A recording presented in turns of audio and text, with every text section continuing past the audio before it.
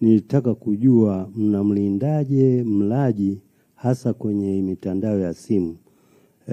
Baadhi ya mitandao inatoa bando la wiki, lakini linaisha ndani ya siku moja, siku mbili. Je, nina tofauti gani na bando la kawaida? Hapo nyie mnamlindaje mlaji? Na uwekezaji ndani ya Simba mmefikia wapi? Halafu lingine ni kwamba kwenye sekta ya afya mnawalindaje walaji? Kwa sababu sekta ya afya unaweza kukuta hospitali hii na hii gharama ni tofauti, wakati huenda panado ni ile ile. Je, hapo mnawalinda vipi hao walaji? Asante. Asante. Naitwa Lois, natoka EATV na maswali mawili. Swali langu la kwanza ni kuhusiana na bidhaa bandia. Tumeona kuna wimbi kubwa la bidhaa bandia, lakini pia kuna wimbi la uingizwaji wa bidhaa za magendo, hasa kwenye mafuta na sukari, jambo ambalo linaathiri soko la ndani.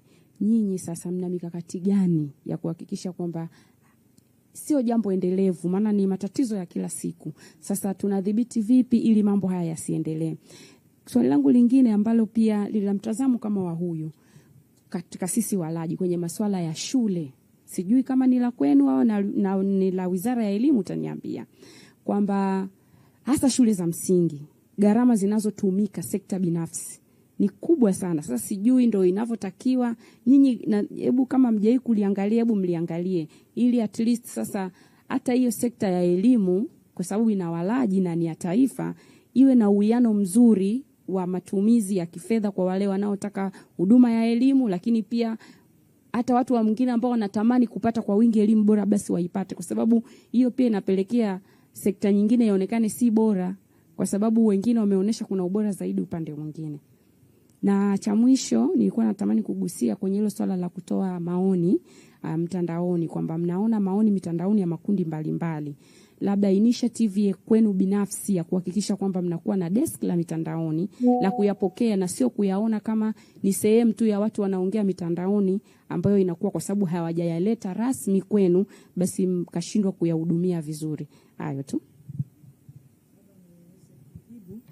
Kabla sijaweza kupoteza kumbukumbu ya maswali ya ndugu zangu mwandishi wa habari, aliuliza swali la awali kwamba tunalinda vipi mlaji katika ile sekta ambayo ya mitandao. Kama nilivyokwisha sema kwamba tunafanya study au uchunguzi ambao uchunguzi ule unaakisi wanasema mawakala wa vipimo, kwa sababu ili uweze kutoa kama mlaji anadaiwa au anaonewa, lazima utoe scientific proof kwamba anadaiwa kwa kiasi gani. Kwa uchunguzi wa urahisi tu ilionekana kwamba kwanza masuala ya bando ni masuala kama wanasema nini, kama motisha, hayako regulated. Ndio maana wanasema vigezo na masharti vinazingatiwa. Kwa hiyo ina maana wametoa kama incentive hivi ya wewe kuweza kufanya kuingia kwenye ile programu yao, otherwise utumie kwa kawaida. Lakini kwa sisi tume tulichofanya, tumeshirikiana na wenzetu wa weight and measure, yani kwa maana ya vipimo, kuangalia akisema bando la 20 megawatt mega bando bid 15 au 30 ina maana nini? Manake kwa mfano kwenye mita za umeme na nini, si unaona zile mita zinavyofanya na matumizi. Sasa tunataka kuona. Kwa hiyo ni swala kidogo la kiutaalamu. Tulisema kwamba lazima kwanza tulifanyie uchunguzi kujua mipaka na limitation zake ni nini, ili sasa uweze kujua kwamba hapa mwananchi amerubuniwa. Saa nyingine unaweza ukawa umenunua lakini umetumia labda umedownload video ambayo imemaliza. Sasa what it takes, ile running meters ni kitu gani na vile vikomo vyao wanavyosema inamaanisha nini. Kwa ni kiswala la kiutaalamu ambao linafanyiwa uchunguzi na hivi vyombo kwa kushirikiana na wenzetu wa Mamlaka ya Mawasiliano Tanzania. Lakini niongelee kwenye aliuliza swala la Simba. Swala la Simba sisi FCC tulishalimaliza. Swala la Simba liko kwa mdhibiti wa simu mkuu, kwa sababu hili ni swala ambalo wanasema nini la trusteeship. Kwa hiyo kama swala la trusteeship, kuna taasisi mahususi ambayo inadili na masuala hayo. Sisi tuliangalia kama kuna alifanya miamala kuinunua ama la, na hilo tulishalisema na lilishamalizika. Kwa hiyo ningependa kutumia hadhara hii kuambia sasa liko kwenye sehemu nyingine na lishapita tangu mwaka 2023 huko lishamalizika. Lakini la tatu anasema kuhusu masuala ya medical hospitali. Sisi mraji tunampa nguvu ya kujua haki na wajibu wake. Haki zake ni nini? Haki za kupata taarifa sahihi, haki za kudai risiti, haki ya kuchagua. Hili ambalo wengi tulikuwa na kama kuna hospitali tatu, unapata huduma tu zile ambazo. Lakini sasa hivi unaangalia mfuko wako. Bima yako inahusu ipi? Inatibu hospitali gani? Kwa hiyo vivo kwenye swala la elimu. Kuna shule za serikali ambazo serikali wanatoa bure, huduma zote bure. Sasa wewe kulingana na mfuko wako ndio ile haki ya kuchagua. Unaweza kumchagua kumpeleka private school hizo academia au private class B au class B A au wanasema inaitwa nini ile sijui Cambridge curriculum kulingana na mfuko wako. Otherwise kuna zile za serikali ambazo zinatoa huduma bure. Kwa hiyo hilo haki iko na serikali imetengeneza mazingira kwa kuna private, kwa kuna government ili mtu aweze kujua namna gani ya kuweza kwenda huku na kwenda kule. Kwa hiyo hilo ni swala ambayo ningependa kuliweka wazi kwa maana kwamba litasaidia na ndio maana inaakisi ya uchumi soko huria. Soko huria ni sisi serikali kazi yetu kutengeneza mazingira wezeshi. Mfanyabiashara na mfanyabiashara mwenzie wanaofanya huduma au biashara zinazofanana ndio ushindani. Si ndio? Huduma zinazofanana na huduma zile sasa wewe ili uvutie wateja wako au walaji, kuna vitu ambavyo utavifanya utaboresha, na hiyo ndio ubunifu, na hiyo ndio itaboresha huduma na mtumiaji atatumia kulingana na thamani ya soko yake. Sasa sisi tunaangalia anavofanya hayo maboresho yanaakisi vipi kwa mwenzake, yanamwathiri vipi mwenzake. Asije kawa anamzibia anasema nampa ukauzibe alafu yeye anaendelea kufanya yale ambayo yanaona anamfaa. Ndio sisi tuko pale kuhakikisha kwamba kama nguvu ya soko inatokana na hitajiko la hiyo bidhaa, basi sionekane kama kuna mtu ameweka njama au amewarubuni walaji. Kuna bia moja zamani ilikuwa inasema kwamba ni sugar free. Kama wenzetu wa walaji wa kinywaji kile walikuwa wanasema haina sukari. Lakini kimsingi bia zote zinatengenezwa kwa sukari. Kwa hiyo sisi tukamwambia itoe, unawadaa watu, na hata wale washirika wenzake walikuwa wameshaanza kulalamika. Lakini kuna baadhi ya cases unakuta labda wanaweka vifungashio, mtu anaweka zawadi ndani. Umeelewa? Wale washindani wake hawaweki zawadi na yani ya kuvutia. Kwa hiyo tunaangalia katika kuweka zawadi zile zinaathiri gani mshindani mwenzake. Umeelewa? Ili kama anapromote kwa namna gani. Kwa hiyo hivyo ni vitu ambavyo tunafanya. Kuna kinywaji kimoja cha maji kilikuwa kinasema the spring of mountain Kilimanjaro. Sasa tukasema kweli hizi kila chupa inaenda kujazwa kwenye mlima Kilimanjaro. Mbona hatuna kiwanda kicho karibu na mlima Kilimanjaro? Kwa sababu hivyo akasema natural spring water, si ndio?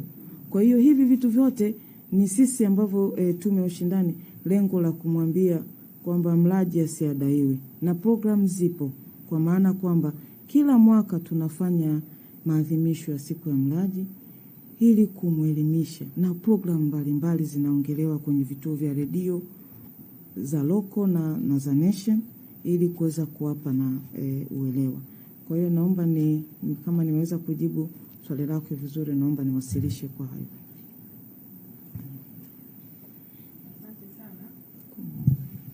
Nadhani muda umetupa mkono, lakini turuhusu swali moja la mwisho. Ni sawa? Sawa kabisa.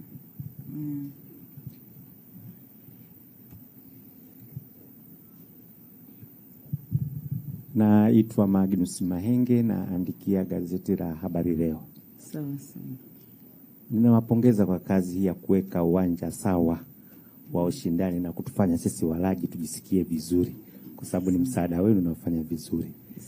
Lakini nataka kujua vizuri kwenye swala la kudhibiti bidhaa bandia ama feki. Katika kudhibiti huko, pengine labda mnaweza kuzi amount kwamba pengine tumedhibiti bidhaa za kiasi fulani na tumeokoa kiasi fulani cha fedha au tumesaidia kiasi fulani. Yaani mziweke katika amount. La pili na la mwisho. Mmesema mnashirikiana na TRA. Ndiyo. Mko kwenye mfumo wao, mfumo unasomana.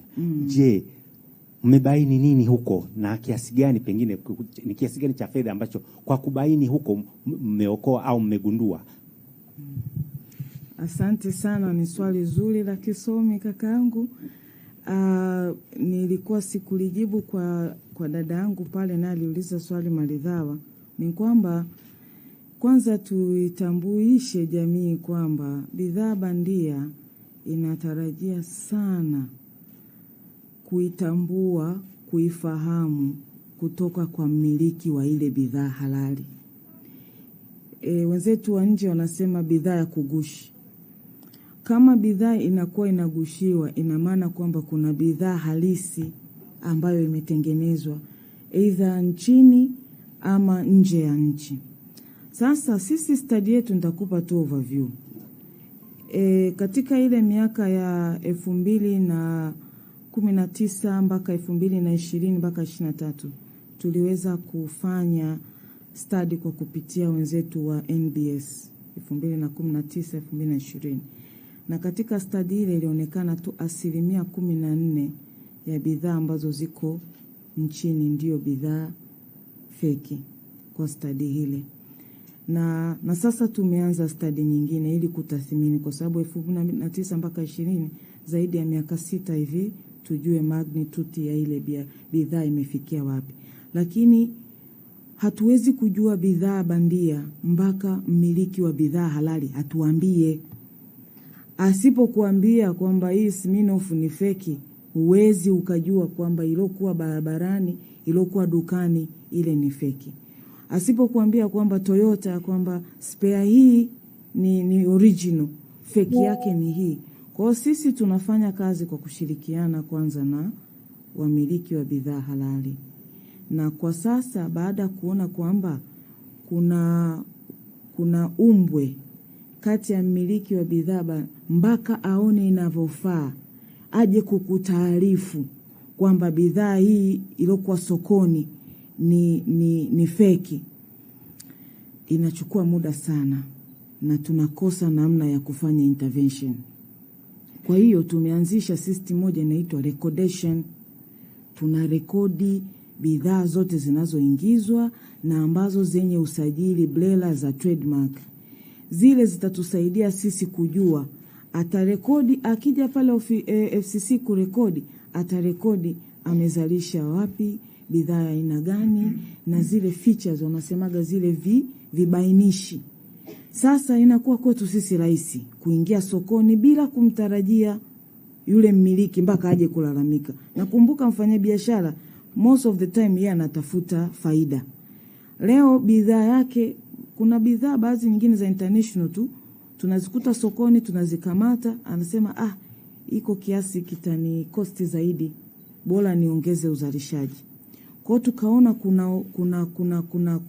kuna umbwe hapa la sisi ambao tuna jukumu la kuwalinda wananchi dhidi ya bidhaa ambazo ziko hafifu na za kugushi, na huyu matarajio ya mfanyabiashara au mmiliki wa kile kiwanda au mmiliki wa ile brand.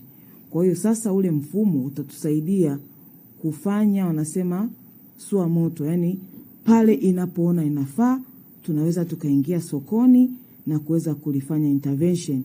Na kwa kifupi ilionekana asilimia zaidi ya 80 ya bidhaa nyingi zinakuwa zinaingizwa nchini.